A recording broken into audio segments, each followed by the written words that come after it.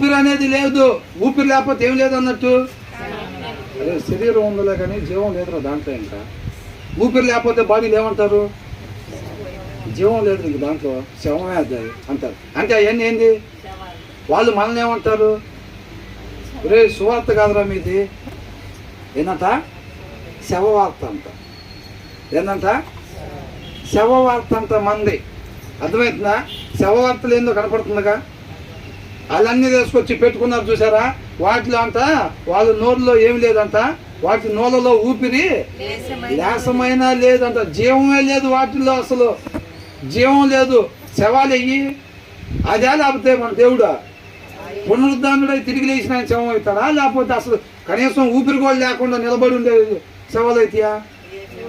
అవునా? మాట్లాడేది ఎవరు? మనుషులా? దేవుడు ఇక్కడ మాట్లాడుతుంది. దేవుడు అబద్ధం చెబుతాడా? చెప్పడు. అవునా? ఆయన చెబుతున్నాడు. దాని కింద ఉన్న చూడండి అసలు ఏంటంట? వాటిని చేయువారును వాటి యందు నమ్మిక ఉంచు వారందరూ వాటితో సమానులవుదురు. వాటితో సమానం అంటే ఇళ్లలో కూడా జీవం ఉండదేక. వాటి కాదు ఎవరైతే వాటిని పెట్టుకొని ఉంటారో, వాటిలాగా మనం అనుకునే డబ్బుని కావచ్చు, అందాన్ని కావచ్చు, పిల్లల్ని కావచ్చు, ఇట్లాంటి ఏదైతే దేవుడి స్థానంలో పెడతారో వాళ్ళలో కూడా ఏముండదంట? జీవం ఉండదంతే. జీవం లేకపోవటం అంటే నిత్య జీవంలో స్థానం ఉండదు. నిత్యము జీవించటం అనేది ఇక ఉండదు. జీవింప చేయగలిగిన దేవుడు మన దేవుడు అనమాట. అక్కడ నాటబడితే ఆయనలో ఉన్న జీవం మనలో ప్రవహించింది తప్ప, వీటి కాడ నాటబడ్డావు అనుకోండి వాటిలో జీవం ఉండదు.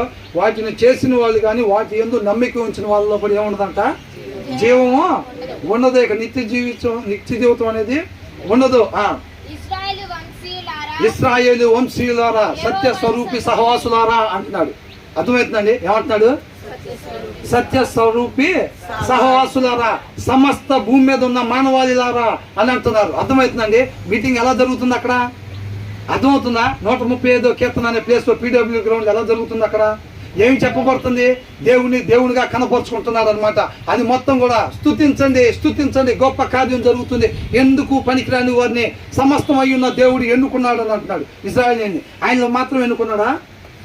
నిత్య జీవ వారసులుగా వాగ్దానాన్ని ఎవరైతే స్వతంత్రించుకుంటారో, అబ్రహాం సోదాన్ని ఎవరైతే స్వభావం కలిగి ఉన్నాడో, ఆయనలాగా విశ్వసిస్తారో, నా యందు నమ్మి విశ్వసించే వాళ్ళు అబ్రహాం సంతానం అంటున్నారు. మనం అందరం కూడా ఎవరైతే నమ్మి విశ్వసిస్తున్నామో మనందరికి కూడా గొప్ప శుభవార్త. దేవుడు మనల్ని ఎన్నుకున్నాడు, తన స్వకీయ జనంగా దేవుడు మనల్ని ఎన్నుకున్నాడు అని అంటున్నాడు. కాబట్టి సత్య స్వరూపి సహవాసులారా, సమస్త భూమి మీద ఉన్న మానవాళ్ళారా, ఇశ్రాయేలు వంశీయులారా, యెహోవాను సన్నుతించుడి.